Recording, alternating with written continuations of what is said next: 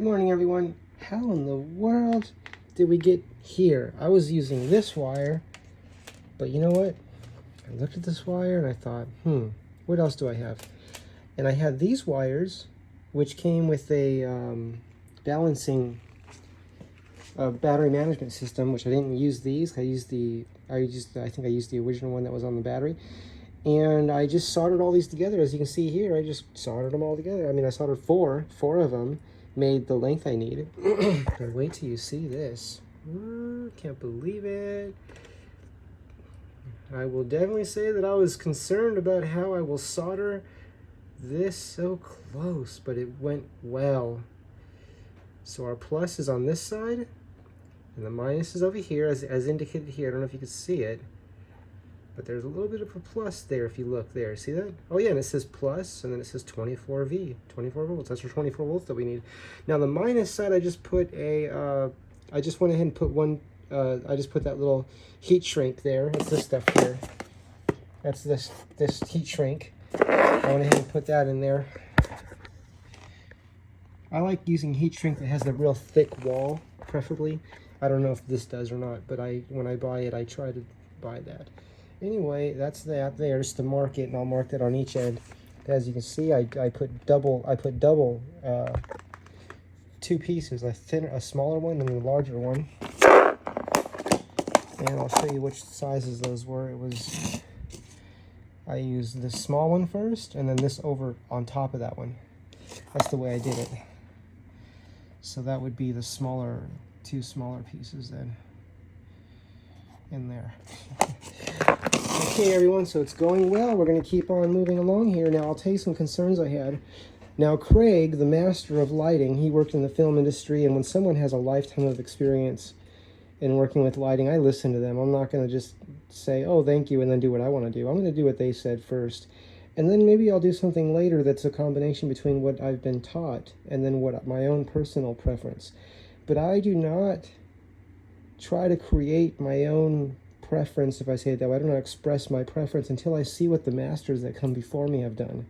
That goes with anything, whether it be electrogravitics, whether it be the free energy pumps of taking regular electric motors and connecting them in a different way to charge batteries and charging batteries and all these things.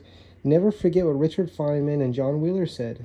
Richard Feynman's a Nobel Prize winner. Never forget what the great masters of the universe said, the great masters of energy. They said there's millions of watts available in every cubic centimeter of space, cubic inch of space, just everywhere. There's all this energy, and we all know that you can't make energy, but then we kind of have an assumption, I think, it's an implied one, that, oh, we're going to pay the power company to make energy for us. They never claim to make energy for us, though.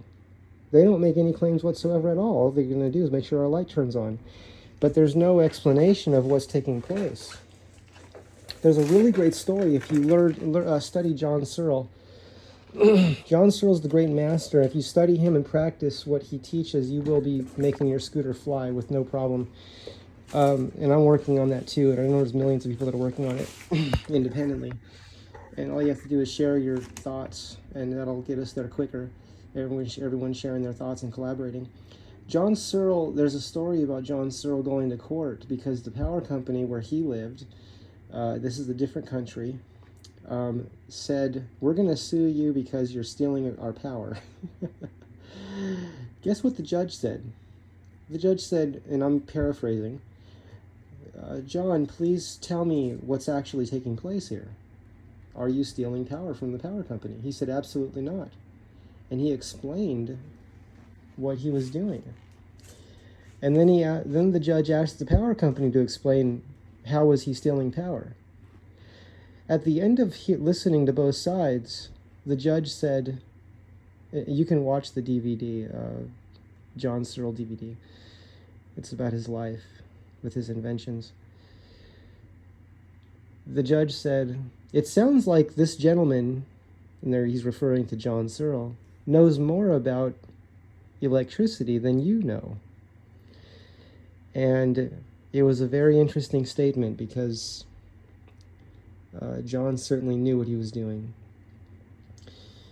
And now, to use my own words, just studying all these great masters of energy, we're pumping energy from the environment. That's the way we get our electricity. There's a signal coming. I think what's happening, I'm still learning how to think about this. I think what's happening is, as a thought experiment, the power company is sending a signal here, which, if I say it this way, opens the door for the energy to flow in to our circuits. So does it flow in through the ground? Does the signal coming to our house, all around the world, all the houses in the world, does the signal that comes there allow the electrons that are in the ground, that are in the environment, right? That's a ground, air ground, and a ground. There's two different grounds, right? But they both can do the same thing. They could both, if I understand correctly, can allow energy to flow into our circuits. How it does that, I'm still trying to understand that. But the idea is, this is my impression, or my thought experiment on this, is that we're moving energy from the environment into our circuits, and that's what we're always doing. So the battery in the scooter is not powering the motor. The battery's creating what Tom Bearden called a dipole. It's creating a separation of charge to allow energy not just in the environment around the scooter, but all throughout the whole universe. That's just the way energy works. Energy's everywhere simultaneously, interconnected, instantaneously, everywhere.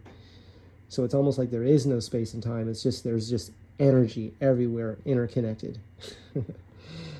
Anyway, back to the lights. See you in the next video.